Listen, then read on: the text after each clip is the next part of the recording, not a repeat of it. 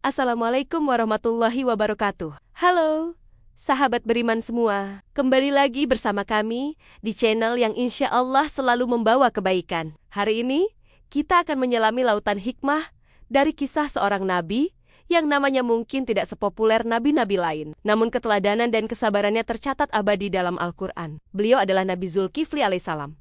Siapakah sebenarnya beliau, dan mengapa gelar Zulkifli yang berarti orang yang sanggup memegang janji melekat pada namanya? Yuk, kita simak bersama kisahnya hingga tuntas. Kisah ini berawal di negeri Syam.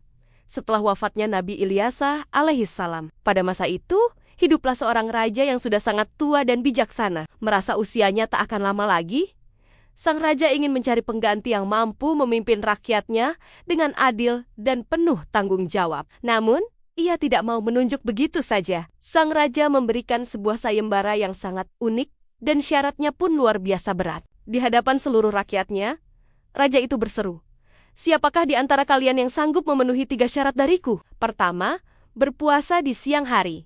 Kedua, beribadah di malam hari. Dan ketiga, tidak pernah marah. Barang siapa yang sanggup, dialah yang akan menjadi raja setelahku."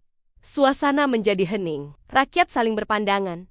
Syarat itu terdengar begitu berat. Berpuasa setiap hari, beribadah setiap malam, dan menahan amarah selamanya, itu adalah ujian kesabaran tingkat tertinggi. Ketika semua orang terdiam, tiba-tiba seorang pemuda yang masih belia, dengan wajah yang tenang dan penuh keyakinan, berdiri dan berkata, "Saya sanggup, wahai paduka raja." Raja yang sudah sepuh itu menatap pemuda tersebut. "Wahai anak muda, apakah kau benar-benar yakin? Ini bukan tugas yang mudah." Pemuda itu menjawab dengan mantap, "Insya Allah, saya sanggup memenuhinya."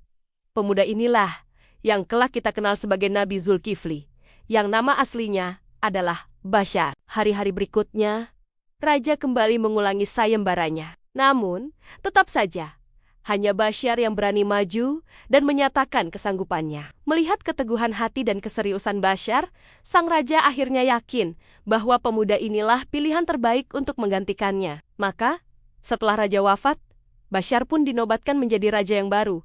Dan sejak saat itulah, ia mendapatkan gelar Zulkifli, yang berarti yang menyanggupi atau pemegang janji. Nabi Zulkifli pun memulai kepemimpinannya dengan menepati janjinya. Siang hari ia gunakan untuk berpuasa sambil mengurus segala permasalahan rakyatnya dengan adil. Ia tidak pernah melewatkan satu pengaduan pun. Malam harinya, ketika rakyatnya terlelap, ia habiskan untuk salat, berzikir, dan mendekatkan diri kepada Allah Subhanahu wa Ta'ala. Waktu istirahatnya hanyalah sejenak di tengah malam. Ia menjalankan amanah ini dengan penuh konsistensi, hari demi hari, tanpa pernah mengeluh. Melihat kesalehan dan kesabaran Nabi Zulkifli, iblis pun merasa gerah. Iblis tidak suka melihat ada manusia yang begitu taat kepada Allah.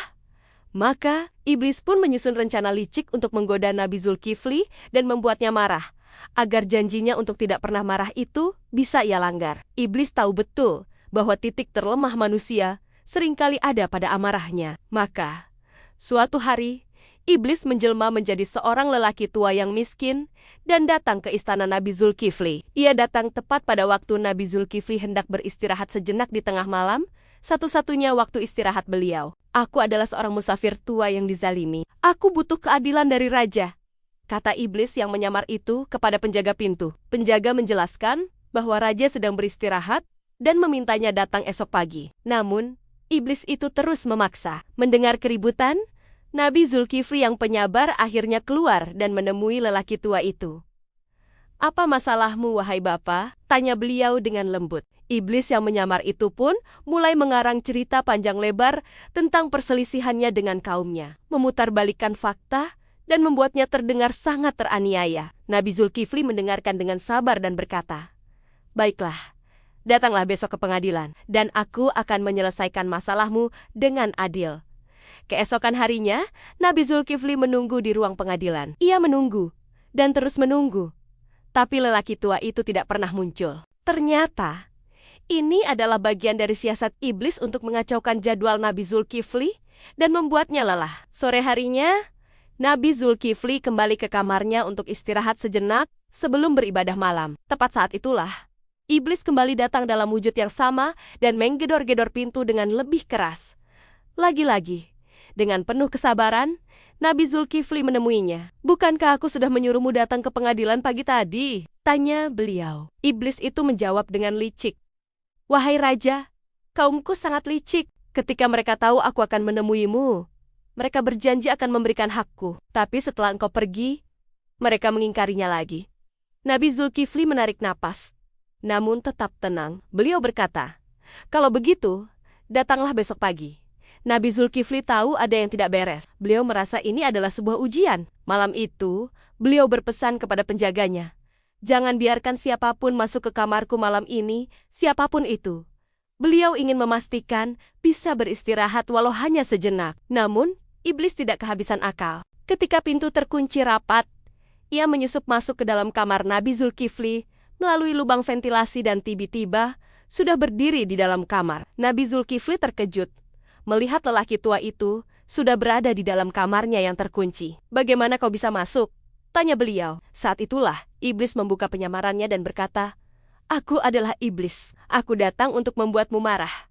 Tapi usahaku gagal. Engkau benar-benar orang yang dijaga oleh Allah karena kesabaranmu. Nabi Zulkifli pun sadar bahwa ia baru saja melewati ujian kesabaran yang luar biasa dari Allah Subhanahu wa Ta'ala melalui godaan iblis. Dan beliau berhasil, beliau tidak marah sedikit pun. Kisah kesabaran Nabi Zulkifli ini diabadikan oleh Allah Subhanahu wa Ta'ala dalam Al-Quran, di surat Al-Anbiya ayat 85-86, yang artinya, dan ingatlah kisah Ismail, Idris, dan Zulkifli. Semua mereka termasuk orang-orang yang sabar. Kami telah memasukkan mereka ke dalam rahmat kami.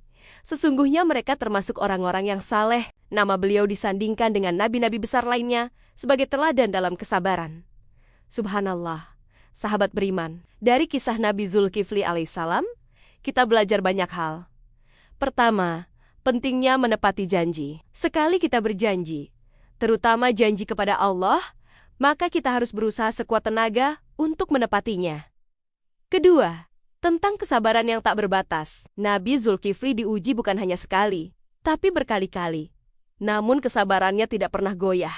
Ujiannya bukan hanya dari manusia, tapi langsung dari iblis yang berniat menyesatkannya. Ketiga, dan yang paling penting, adalah kemampuan mengendalikan amarah. Rasulullah SAW bersabda bahwa orang yang kuat bukanlah yang jago bergulat, tapi orang yang kuat adalah yang mampu menahan dirinya ketika marah. Nabi Zulkifli adalah bukti nyata dari kekuatan sejati itu. Kepemimpinan beliau yang adil, ibadahnya yang tekun, dan kesabarannya yang luar biasa menjadikannya salah satu hamba pilihan Allah yang layak kita teladani. Semoga kisah ini bisa menjadi pengingat bagi kita semua untuk senantiasa berusaha menjadi pribadi yang lebih sabar, yang mampu menepati janji, dan yang paling utama, mampu mengendalikan amarah kita dalam menghadapi setiap ujian kehidupan. Karena di balik setiap kesabaran, ada rahmat dan cinta Allah yang menanti.